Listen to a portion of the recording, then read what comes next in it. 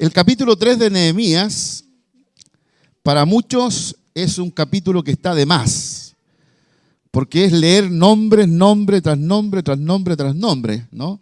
Los que están desafiándose en leer este libro, encontrarán que este capítulo está lleno de nombres. Y pareciera que cuando uno va leyendo verso a verso, estos 32 versos que tiene el capítulo 3, uno termina por aburrirse en el 15, en el verso 15. Tanto nombre y no son nombres en castellano, así que también son medio enredados. Si uno mira ese capítulo, esto es lo mismo que de repente experimentamos cuando empezamos a leer la Biblia y entramos en el libro de Reyes y los libros de Crónica. Son libros de la Biblia, por si acaso, ¿eh? Y cuando uno lee estos libros, se encuentra con una cantidad de nombres, genealogía, etcétera, etcétera. Y ya el tercer capítulo, cuarto capítulo del libro ya empezamos a aburrirnos, ¿no? Porque nosotros siempre leemos con la mente occidental. Para un oriental, leer la genealogía es un disfrute. Porque los orientales siempre tienen en la mente puesta sus descendientes. El abuelo, el tatarabuelo, el bisabuelo, se saben el nombre, cuándo vivió, cómo murió. Nosotros llegamos al tatarabuelo y al bisabuelo y sería todo, ¿no? Pregúntale sobre el tatarabuelo cómo se llamaba o la abuela y no olvidamos. Por eso estos libros a veces parecen poco atractivos en la lectura, pero cuando los miramos, ¿cómo? Porque este es un principio de la interpretación bíblica que llamamos la hermenéutica. La hermenéutica es cómo interpretamos la Biblia. Y un principio de la hermenéutica es que cuando leemos la Biblia hay que ponerse en los zapatos del autor. Y también hay que ponerse el zapato de los destinatarios. Si los destinatarios entendieron lo mismo que estamos entendiendo nosotros. Es una pregunta interpretativa, una pregunta de la interpretación. Por eso la ley, las leyes que nosotros tenemos, que son, vamos, en la 20.700 no sé cuánto, de las leyes chilenas, imagínense ser experto en todas las leyes, es difícil, ¿no? Está el código ahí de todas las leyes. Por eso los abogados se especializan en las leyes. Se especializan en las leyes laborales, leyes de otro tipo. Son expertos en los temas. Porque no hay un experto de todas las leyes, sería muy, muy difícil. Cuando uno mira este libro, el libro de Nehemías, lo primero que se nos viene a la mente, lo primero que se nos debe venir a la mente es una persona, ya nos predicaba en la mañana el pastor Francisco, que escuchó a Dios. Y fíjate que cuando uno escucha a Dios, es difícil querer vivir la vida después al estilo de uno. Sí, uno lucha entre querer llevar la vida como uno la quiere llevar y con lo que Dios está diciendo, pero en algún momento determinado alguien tiene que ganar. Dios tiene que ganar en nosotros o terminamos ganando nosotros en vez de Dios. Quien gane define el tipo de vida que vamos a vivir, el tipo de vida de cómo la vamos a llevar. Y sin duda cuando uno es hijo de Dios, Dios espera que vivamos la vida como Él la ha mostrado. Pero sí ocurre muchas veces a nosotros los padres que criamos a nuestros hijos, que los hijos a veces, algunos de ellos terminen viviendo la vida de la manera como nos la enseñamos. Y sin duda para cada uno de los papás que estamos bajo este techo, sería penoso, por decirlo menos, que uno de nuestros hijos termine no amando al Señor, teniendo temor de Dios, después de haberlo enseñado desde pequeño. No están de acuerdo ustedes. En la Biblia uno dice amén si está de acuerdo. ¿Ah? Y cuando uno está en la crianza, donde yo veo muchos de los muchachos de la iglesia que están en la crianza, están enderezando ese árbol, algunos ya pasamos, ¿no? Estamos en las preocupaciones.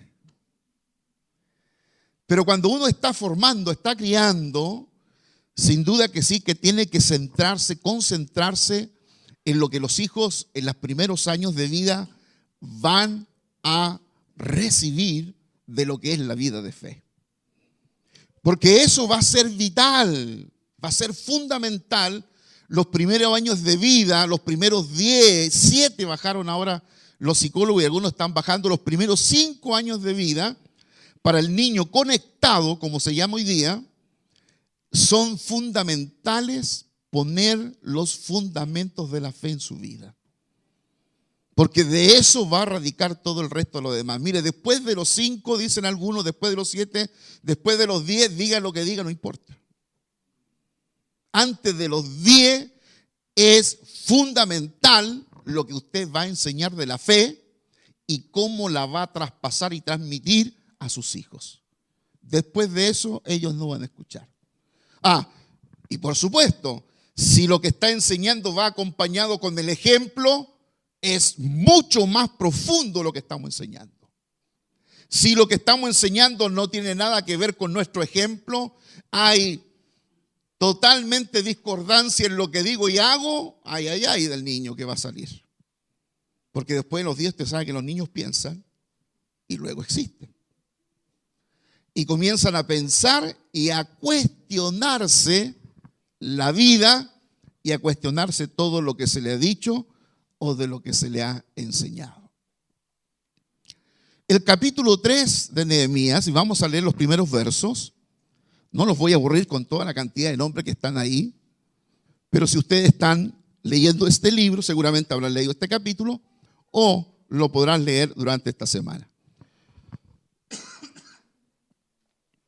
El capítulo 3, el verso 1 y siguiente dice: entonces se levantó el sumo sacerdote Eliasib con sus hermanos los sacerdotes y edificaron la puerta de las ovejas. Ellos arreglaron y levantaron sus puertas hasta la torre y edificaron hasta la torre junto a ella edificaron los varones de Jericó, y luego edificó Zacur, hijo de Imri. Los hijos de Saná edificaron la puerta del pescado. Ellos la enmaderaron y levantaron sus puertas con sus cerraduras y sus cerrojos. Y así continúa la lectura hasta el 32. Yo he estado hablando sobre la importancia y he puesto como título general a estas enseñanzas de la mañana: plan, visión, misión y estrategias. Usted necesita un plan. ¿Qué es un plan? Es una ruta, es un indicativo de ruta de cómo usted va a llegar al punto que usted está esperando alcanzar. Los que en el verano salen a pasear al sur, al norte, generalmente se consiguen el rutero, ¿cierto? El rutero les va a decir cómo llegar, dónde hay lugar para dormir, para comer, para bañarse. Les va a solucionar un montón de problemas que de ir parando en el camino preguntando a la gente ¿y dónde está el lugar? Estos ruteros y los autos más modernos ya le meten un CD, otro le meten un instrumento que le va indicando, ¿cierto?, por el camino que debe ir, cuántos kilómetros para doblar, cuánto esto va a aparecer aquí y allá. Esos autos son fenómenos, yo quiero 10 de esos. Pero cuando nosotros, queridos, pensamos en un plan, en una ruta, estamos pensando también en cómo nosotros vamos a vivir la vida. Pensar vivir la vida sin un plan, sin una ruta de dirección, sería tomar cualquier camino anexo a la carretera principal y no importar dónde lleguemos, como a veces uno lo hace, bueno, metámonos por aquí donde lleguemos, ¿no? A veces se llega a buenos lugares lindos y otras veces no se llega a ningún lado. Vivir la vida sin un indicativo, sin una ruta, sin un camino, es peligroso. es riesgoso. Porque cuando no se tiene el rutero, prácticamente cualquier cosa puede ser aceptable o puede ser buena. Pero cuando se tiene el rutero claro, me hace ese rutero pensar que para llegar al lugar que tengo que llegar o al lugar que Dios me ha indicado que tengo que ir, necesito no pasar a un montón de otros lugares, un montón de pueblos que no están en la dirección en que yo voy. Porque eso me significaría perder tiempo, invertir más recursos, a menos que salga a pasear sin rumbo fijo. La vida natural nos muestra que nosotros sí o sí debemos tener un rutero para vivirla. Y la vida de fe es igual. Cuando uno piensa en este capítulo 3 de tantos nombres, y estos nombres representan a la familia, cada nombre aquí aparece en el capítulo 3, verso 1, el nombre del sacerdote Eliasib con sus hermanos, los sacerdotes, era la familia sacerdotal que se estaban poniendo a la cabeza para llevar a cabo este gran proyecto del que yo le estoy hablando cada domingo. Este proyecto es levantar los muros de Jerusalén en la época de Esdras, en la época del tiempo de los medo-persas, después de conquistar a los babilónicos, y luego, bueno, los medos persas son conquistados por los griegos. Y hay que levantar los muros de Jerusalén. Linealmente sería levantar como muro para proteger todo Hualpén. Todo Hualpén más o menos sería el espacio geopolítico que Jerusalén en la época de Nehemías tendría. O sea, hablamos de 4.000 kilómetros lineales para poder encerrar la ciudad en medio de estos muros. Hoy día en Jerusalén lo único que queda es el muro de los lamentos y un pedacito, ¿no? Un pedacito que cuando va mucho turista hay que hacer cola para pegarse al muro, poder tocarlo, orar y meter entre las rendijas un papelito con una petición a ver si alguien ora por ella. Y lo más probable es que ese pedazo de muro que vemos hoy día en las noticias, los judíos orando, no sea parte de los muros que levantó Nehemías, sino que muy posterior después. Usted sabe que Jerusalén fue destruida más de 40 y tantas veces. La primera vez fue el 566, fue destruida y después han venido destruyéndose una y otra vez, y la última vez fue con Tito, el año 60 de la era cristiana. Así que esta familia, la familia de los sacerdotes que encabezó el movimiento por la reconstrucción, fue el movimiento social que se levanta por reconstruir los muros de una ciudad que está a merced de los enemigos. Y eso requiere una gran coordinación, coordinar las familias. Y yo le invito a que lean todo el pasaje, el capítulo 3, para que entiendan lo que estoy diciendo. Coordinar las familias. Familias que eran sacerdotes, otros eran de la aristocracia, otros eran simplemente personas, sencillas personas, pero todas estaban bajo una visión: construir los muros. La construcción de los muros era simplemente o directamente proporcional a la protección, a la seguridad que cada familia podría experimentar al levantar esos muros. Hubieron familias que tuvieron que ir 4, 5, 6, 7 kilómetros para levantar un pedazo de muro. Y nos dice el texto que algunos que no estaban muy entusiasmados, que no estaban muy motivados, por lo menos ayudaron a levantar algo de muro frente de la casa que estaba. Otros fueron muy lejos, y algunas ciudades que participaron, que Nehemías motivó, que estaban a 15, 20 kilómetros de Jerusalén, que estaban fuera de la ciudad. No les venía si construían o no, porque ellos estaban en otros sectores. Vinieron también, los de Tecoa vinieron y colaboraron, participaron de la construcción de esos muros. Así que la coordinación del trabajo era fundamental, coordinar los esfuerzos de cada una de las familias de los trabajadores para apuntar a lo mismo. Recuérdense que el trabajo estaba para 12 años y se concretó en 52. Un proyecto a tan largo plazo, concretado, concluido en 52 días, habla de una coordinación de los recursos humanos muy importante. Y eso significó que Nehemías pidiera a cada familia, especialmente la que vivía en los entornos del muro que necesitaba ser edificado, coordinar los esfuerzos. Coordinar estos esfuerzos porque significaba, recordémonos que Nehemías viene desde Babilonia.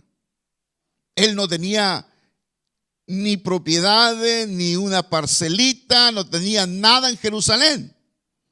No tenía intereses económicos donde él, construyendo los muros, saliera beneficiado. Todo lo contrario, él vivía y estaba y trabajaba en Babilonia, y lo único que lo mueve, según el capítulo 1, es Dios quien ha puesto una visión en su corazón. A veces nosotros nos toca invertir, trabajar en aquello que no vamos a ver. Pero trabajamos, invertimos para que otros reciban los beneficios. Para que otros reciban los beneficios del esfuerzo, el trabajo y la coordinación que estamos haciendo. Y eso requiere sin duda ver el tipo de trabajo, el propósito del trabajo por el cual nosotros estamos llevándolo a cabo. Edifiquemos los muros de Jerusalén y no estemos más en oprobio, no estemos más en vergüenza, no pasemos más esta vergüenza de que esté nuestra ciudad en estas condiciones.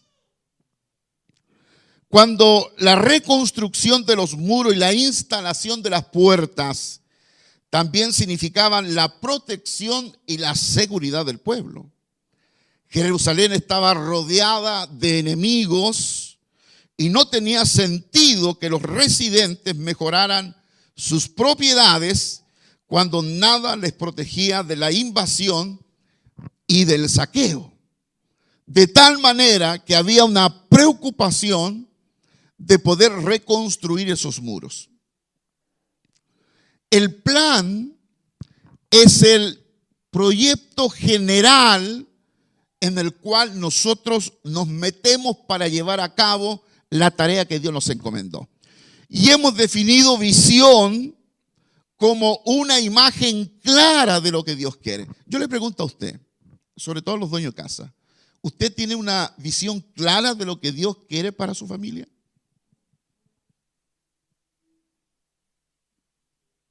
¿O está viviendo la vida así al azar? Como dicen algunos griegamente, el día a día. Porque mal interpretan algunos lo que Jesús dijo en el Evangelio. Cada día trae su propio mal. Entonces algunos lo interpretan como que no hay que planificar. Va a caer el día y como caiga, caiga nomás. Bueno, Jesús no quiso decir eso. Derechamente no quiso decir eso porque Jesús fue alguien que planificó. No vino cuando quiso. Vino cuando fue dispuesto. Gálatas 4:4. Cumplido el tiempo, el Señor vino. Así que Dios no es un Dios que no planifique. Planifica desde antes de la fundación del mundo. Fue planificado todo. Nosotros no llegamos al Señor porque se nos ocurrió. Estaba planificado. ¿Cierto? Estaba planificado de que se pudiera llegar a alcanzar y pudiéramos conocer al Señor. Por lo tanto, ese trabajo necesita ser planificado, necesita ser ordenado.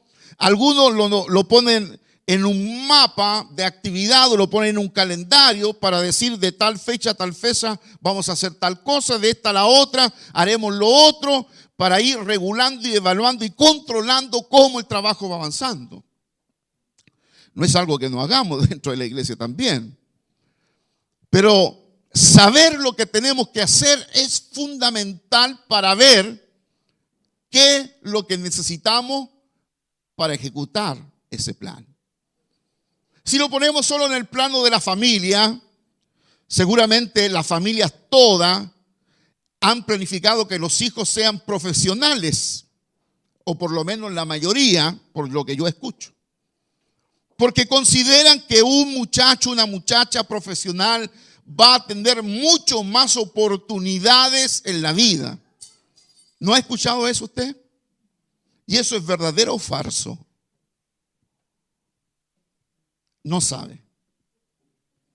Ante la duda, atente.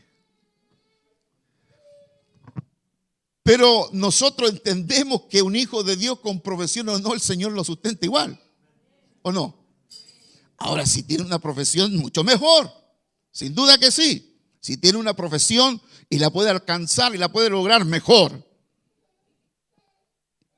Cuando nosotros miramos ese trabajo, miramos a los hijos están recién caminando algunos agarrándose de los muebles de la casa para poder impulsar el paso, dar uno y lo otro.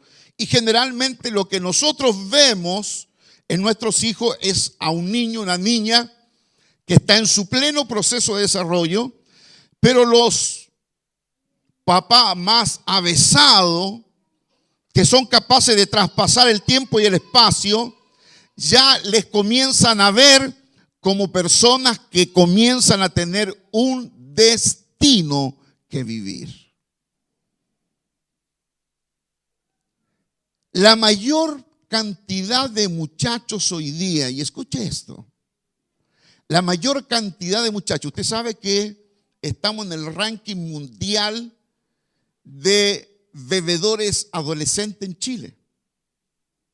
Chile es el país donde los adolescentes más beben e inician la vida de bebedor a los 13, 12 años. A los 15 años ya han experimentado 3 o 4 curaderas. O sea, antes que lleguen a los 15 años se han emborrachado 4 veces. En la primera borrachera, uno muere más de 200 a 300 neuronas. Queda con 2 nomás. Harto difícil sacar la universidad con 2 neuronas, ¿no? Pero cuando uno no ha puesto en el pecho, en el corazón del muchacho, permítame llamarlo como lo llaman los proverbios, cuando el papá no pone en el pecho del corazón del muchacho el destino, va a pasar, mire, va a pasar cuando el muchacho del primer año que nace a los 10 años, el papá no ha sido capaz de meter el destino en su corazón, pasará el resto de la vida buscándolo. Y para buscarlo, como no lo buscan con una ruta, porque cuando uno determina, pone el destino en el corazón de los hijos, pone una ruta. Y cuando esa ruta no está, entonces los muchachos hacen las cortadas, la droga, el alcohol, el sexo, lo que sea, para tratar de interpretarse que ellos valen algo y tienen un camino que caminar. Mamá, papá, no te farrees esos primeros 10 años de tu hijo.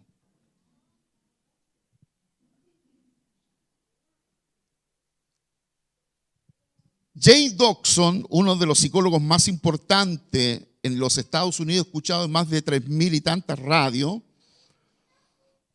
dijo que cuando uno se farrea los primeros 10 años de vida de los hijos, lamentará los 70 años siguientes de ver al hijo nunca sentirse un hombre o una mujer de propósito en la vida.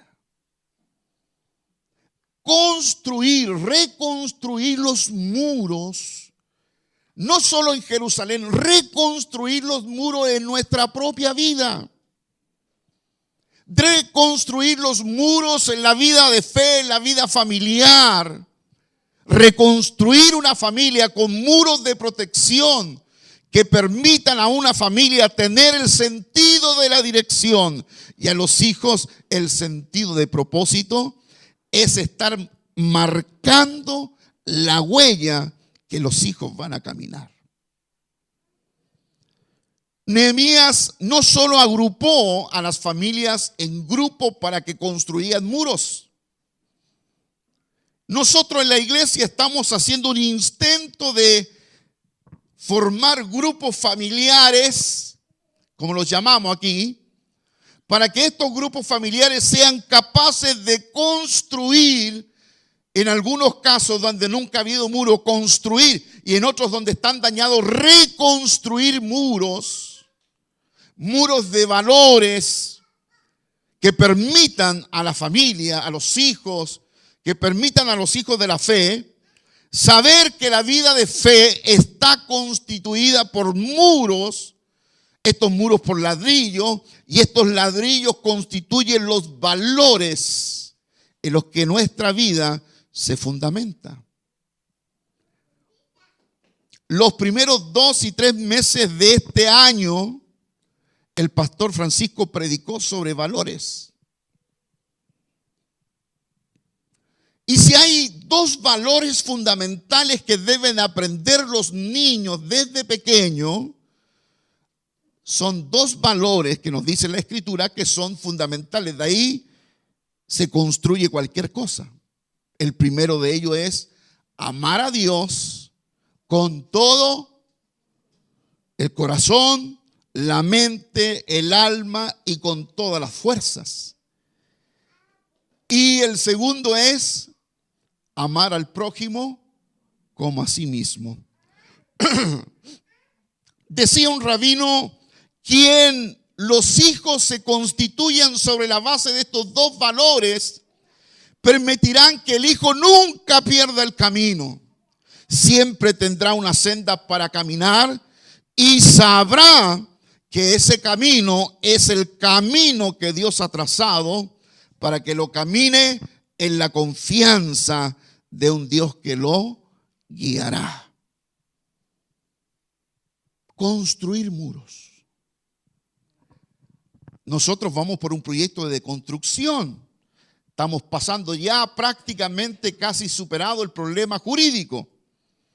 Ya a fin de este año lo más probable es que estaremos construyendo la ampliación del templo. Aquí no vamos a construir, vamos a reconstruir, vamos a ampliar el espacio para que usted esté más cómodo, para que estemos más cómodos para rendir el culto. Pero ese no es el fin. Sin duda tendremos mejor comodidad, serán mejores las sillas, será mejor el espacio, el sonido será mejor, etcétera, todo será mejor. Pero el fin no es estar más cómodo para dormir mejor, sino que el fin es llevar adelante el reino de Dios. La infraestructura, por eso digo plan, visión, misión, estructuras, tiene la importancia. ¿Podemos constituir una iglesia que crece, se desarrolla sin tener un gran templo? Claro que sí. Claro que sí. Pero sin duda la estructura nos ayuda a llevar adelante la tarea de Dios. Decía el apóstol Pablo en 2 Corintios 4:5, porque no nos predicamos a nosotros mismos, sino a Jesucristo como Señor y a nosotros como vuestro siervo por amor de Jesús, por amor del Señor. Así que, queridos hermanos, estamos en un proceso de trabajo, de ir tirando las líneas. estamos trabajando en este momento en 3 frentes. Uno es el jurídico, el otro es con el arquitecto y el otro es con nosotros.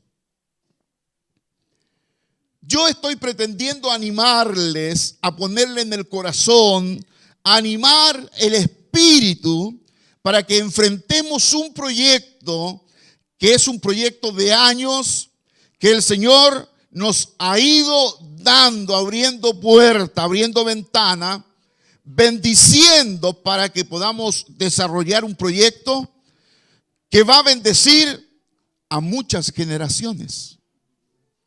No estamos pensando en un proyecto para que se desarrolle algo por 5 años, estamos pensando en 100 años. Un proyecto que en 100 años se multiplicará y que tendrá la capacidad de expandirse a todos los lugares que Dios nos lleve y que estemos dispuestos nosotros a ir con Dios. Es un plan. Y ese plan requiere que cada uno de nosotros participemos. Este plan, este proyecto, desde estas 3 perspectivas, es un proyecto que nos va a significar más de 50 millones de pesos. A veces cuando uno escucha las cifras, se va de espalda. Pero como dijo el otro, ¿qué son 50 millones de pesos para nuestro Dios? Y todos dicen amén, porque dicen, que Dios lo pague, porque a mí no me digan. Pero fíjate que el Señor ya tiene el dinero. 4 amenes, se puede comenzar a decir algo. Pero cuando nosotros miramos este proceso, Nehemías era un líder que planeaba el trabajo y llevaba a cabo lo pensado. El pueblo terminó esta difícil tarea porque obedeció al mismo, mantuvo los ojos fijos en la misma meta y el trabajo como un solo hombre, buscando la gloria de Dios en aquello que hacemos.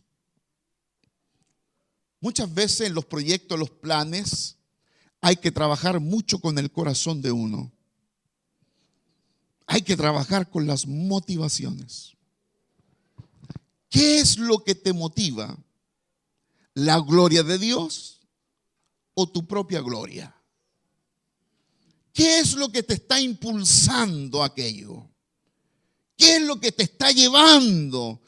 El líder sin duda tiene que trabajar con el corazón, traer el corazón delante de Dios y orar la oración de David en el Salmo 139, los versos finales de ese Salmo, 23, 24 o 22, 23, 1 y 2. Examina, oh Dios, mi corazón. Pruébame. ¿Prueba qué? Mis pensamientos. Si mi corazón palpita al ritmo, a la armonía de mis pensamientos y realmente en mí me está moviendo Dios, hay una motivación correcta que Dios quien me mueve, no tengo ni una duda que el Señor estará con nosotros. No tengo ni una duda que el Señor nos va a ayudar. Así lo dice Nehemías en el capítulo 1, cuando ora a Dios, se entera de lo que está ocurriendo en Jerusalén y dice que se sentó y oró y algunos días, entonces oró y ayunó por 4 meses, trayendo a Dios aquello que él había puesto en el propio corazón. Si hay algo de lo que debemos estar seguros, primero, que no estamos llevando una obra propia. La obra de Dios. ¿Qué somos nosotros? Ladrillos. Mire usted, somos ladrillos. Y es mejor que estemos bien cocidos. ¿Se entiende la palabra cocido, cierto? Porque cuando hay un ladrillo no bien cocido, aquí tenemos un maestro albañil. ¿Qué pasa con ese ladrillo? No tiene la capacidad de aguantar el peso. Se va a quebrar. Y cuando llevamos ese proyecto adelante, además de llevar un proyecto que nos va indicando una ruta, un caminar, nos va conduciendo por un camino inequívoco, porque estamos teniendo la ruta de la palabra de Dios para avanzar en aquello. Nehemías capítulo 3 se ve reflejada también la iglesia. Las circunstancias cambian, pero la naturaleza humana permanece. Todo ha cambiado. ¿Qué podría pensar que desde el día de Galileo Galilei o de Newton al tiempo de hoy han pasado muchos siglos? Todo ha cambiado, el entorno humano cambió, la naturaleza cambió, cambiaron las comunicaciones, cambió todo. Pero el hombre sigue siendo el mismo. El hombre sigue siendo igual. No ha cambiado para nada el corazón del hombre. Por eso Dios usa toda clase de personas. Si miramos el texto del capítulo 3, inician los sacerdotes, los pastores construyendo parte del muro. Luego son algunas personas adineradas que participan de aquello. Después son gente común y corriente con menos recursos, pero con el mismo Dios. Llevan adelante una tarea, un proyecto. Y Dios usa a todos aquellos que quieren ser usados. Dios los toma y los usa.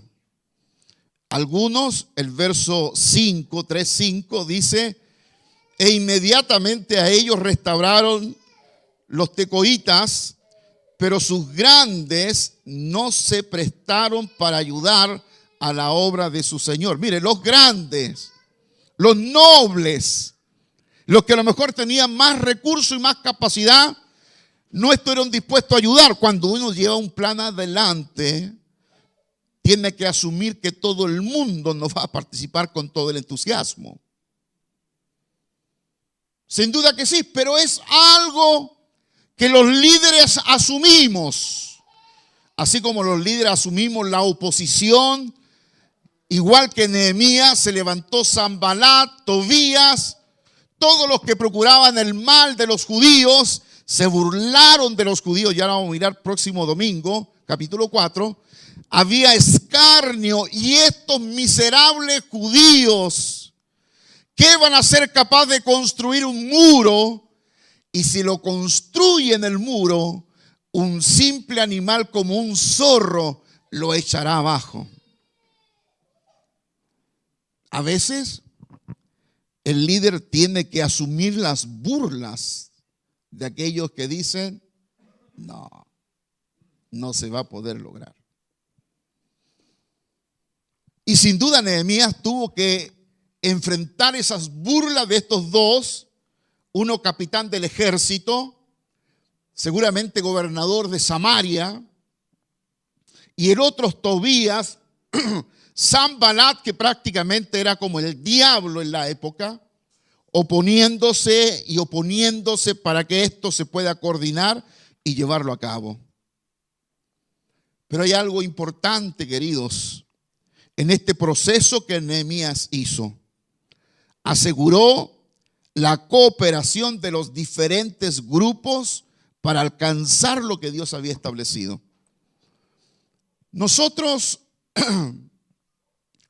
internamente, ¿cómo desarrollamos el trabajo de la iglesia?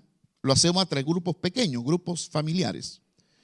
Esto no ha cuajado totalmente en la iglesia.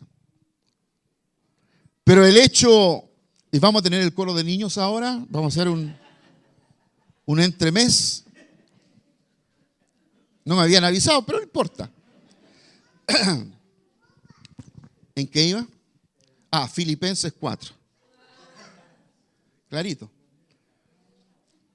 Cuando nosotros pensamos en el proyecto que llevamos adelante de culto hogareño, cuando nosotros evaluamos, nos damos cuenta que esto no ha cuajado totalmente en el corazón de las personas. Si no, tendríamos 200 personas el día martes reunidas en cultos, pero tenemos la mitad de aquello.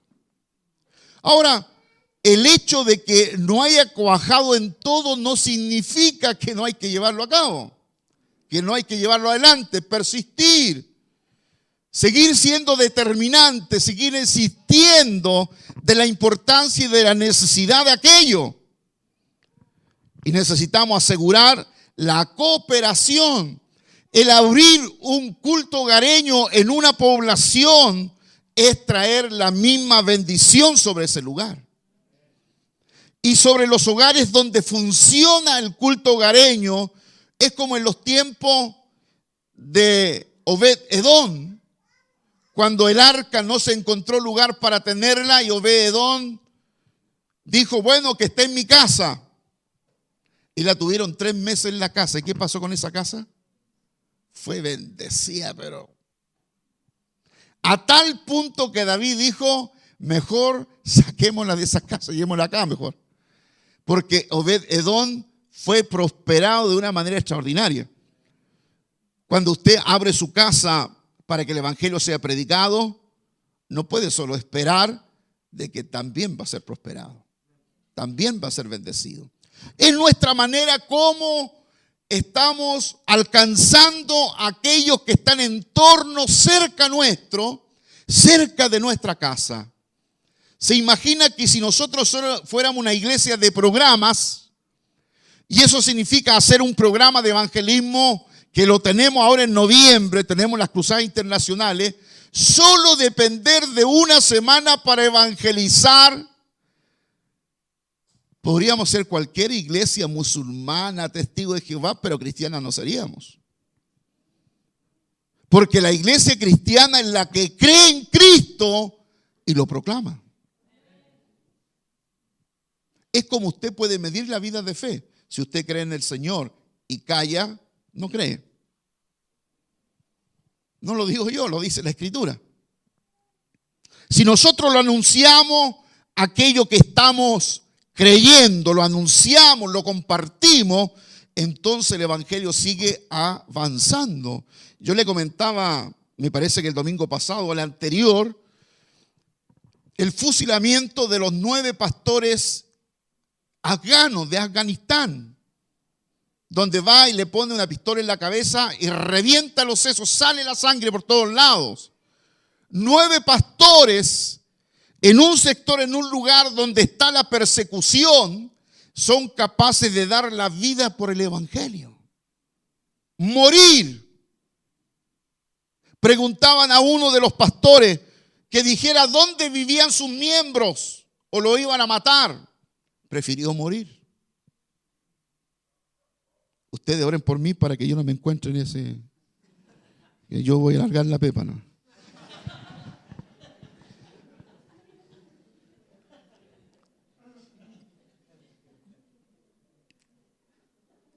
Predicar el evangelio significa en algunas ocasiones, como el caso que le acabo de mencionar, la muerte.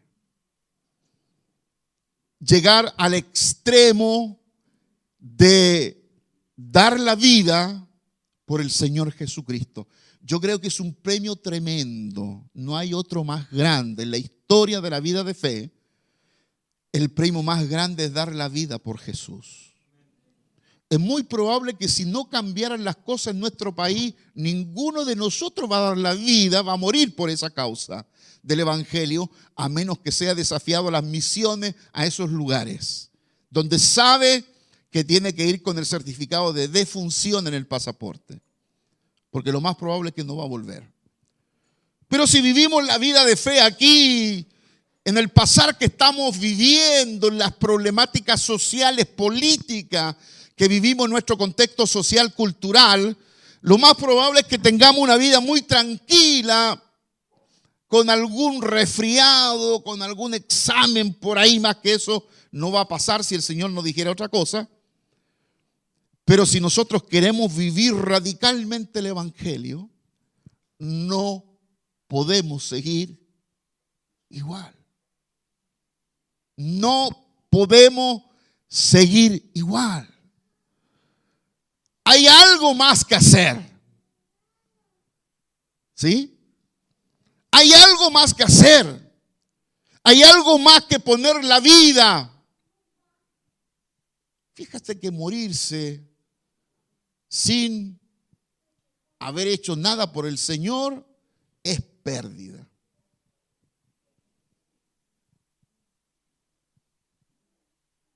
La casa de 50 UF que le van a dar arriba,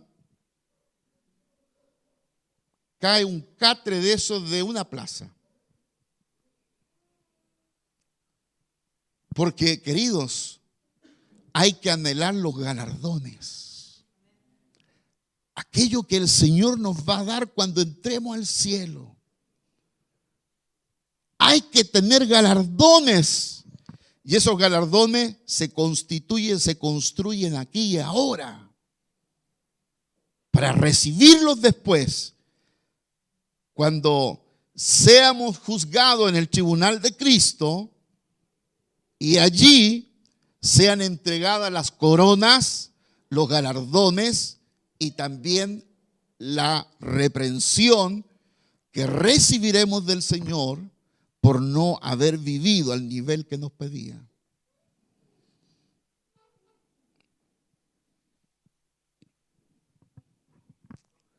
Es necesario, imprescindible, de marcar esa ruta de vida que nosotros debemos llevar. Cuando esa ruta la marca Dios, cuando Dios pone la ruta, podemos caminarla plenamente. Podemos caminarla con toda la confianza, la seguridad que ese camino va a honrar a Dios. Dice el proverbio, hay caminos que al hombre le parecen rectos, pero su fin es de muerte. Su fin es de muerte. Hay mucha gente que vive como si estuviera muerto, porque vive sin esperanza, desesperanzado, sin una ruta en la vida, porque los papás nunca se la marcaron cuando pequeño, y está dando brazadas de loco, tratando de no hundirse en este mar de la desesperación humana. Queridos, que no nos pase a nosotros. Tenemos marcada la ruta en la vida de fe. Tenemos marcada la ruta en la vida familiar. Dios ha trazado esa ruta. Les quiero animar a que la caminemos. Que caminemos con la confianza que Dios nos va dando. Hoy día el Señor va poniendo en nosotros el ánimo, va poniendo en nosotros ese ánimo que es capaz de superar los obstáculos, las barreras, que es capaz de superar el desánimo de otros para seguir avanzando. Y seguir avanzando a pies firmes, sin fluctuar, sin dudar de que el Señor, como lo dice Esdras en el capítulo 9, hablando de la oración de arrepentimiento, sin fluctuar el camino, porque sabemos que Dios es el que va con nosotros. Que Dios es el que pelea la batalla por nosotros. Es el que derriba a los gigantes. El que hace que el camino se limpie de los obstáculos para que nosotros avancemos sin dificultades. Y si hay dificultades, nos acompañará para vencerlas. Si usted no ha encontrado la ruta,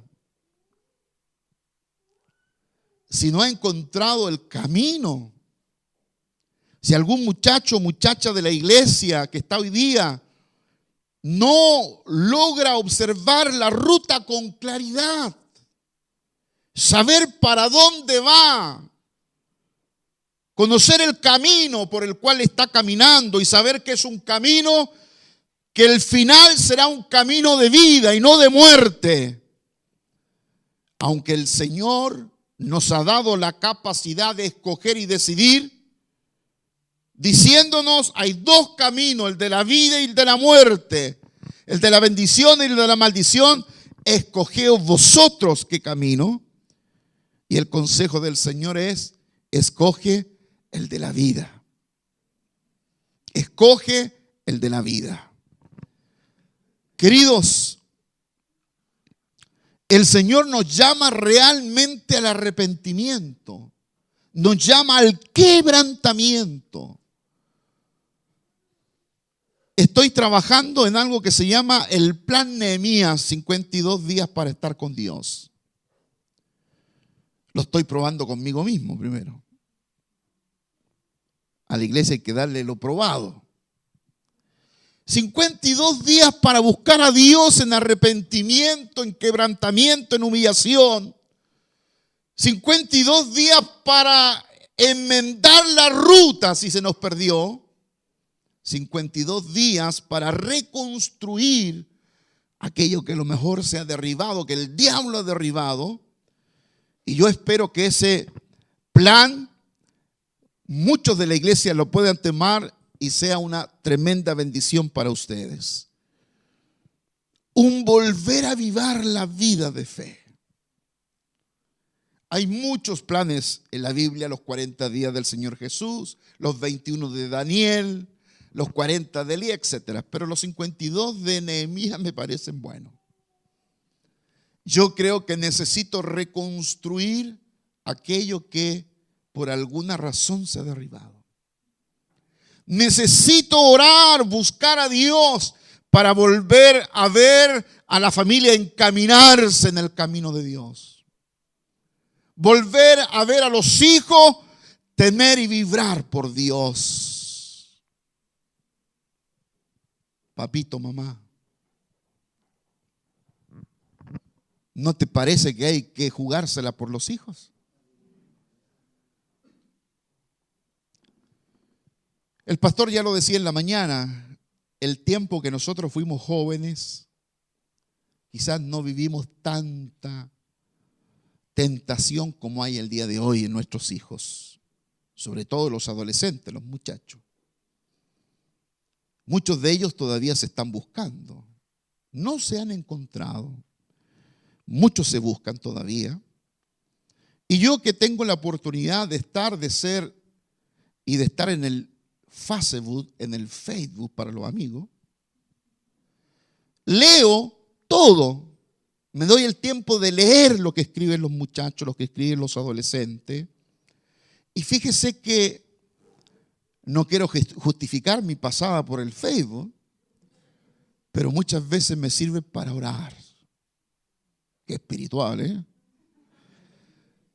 Pero realmente a veces cuando escucho y leo y cuando veo, oro al Señor. Oro al Señor. Porque nuestros hijos necesitan muchas veces la guía espiritual. Y eso requiere evidentemente que los padres sean los guiadores. Los pastores sí, somos los líderes para guiar la comunidad, pero los padres son los protagonistas principales. Que un hijo se enchueque en la vida de fe, usted no va a poder echarle la culpa al pastor. Usted es responsable. Cuando el Señor llame por la familia suya, no me va a llamar a mí, le va a preguntar a usted. ¿Cierto? Y queridos, los que ya están en la marcha con hijos ya preadolescentes y adolescentes, que requieren orar bastante, los que están en la crianza todavía tienen años para seguir trabajando. En los hijos, para que los hijos cuando grandes te honren. Amén. Yo ayer oraba, unos amigos me llamaron, fui a orar por un departamento. El hijo no estaba del papá ahí, pero me llamó desde el norte y me dice: pastor, le agradezco que venga para orar por este lugar. Un muchacho que se crió de pequeño en la iglesia, que por circunstancias ya no se congrega en forma continuada, pero que ha mantenido su vida de fe, su vida de oración en la palabra de Dios, y que ha procurado con todo lo difícil honrar a sus padres. Qué tremendo.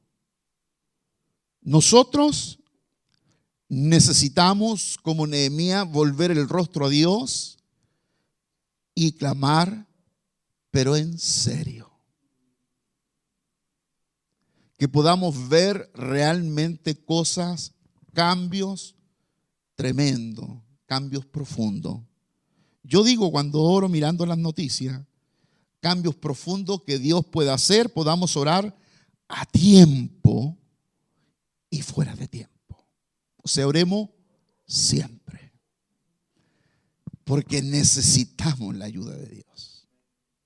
Mire, podremos tomar el cursillo de psicología infantil mejor que haya, con el orientador, el pedagogo, póngale el nombre que usted quiera.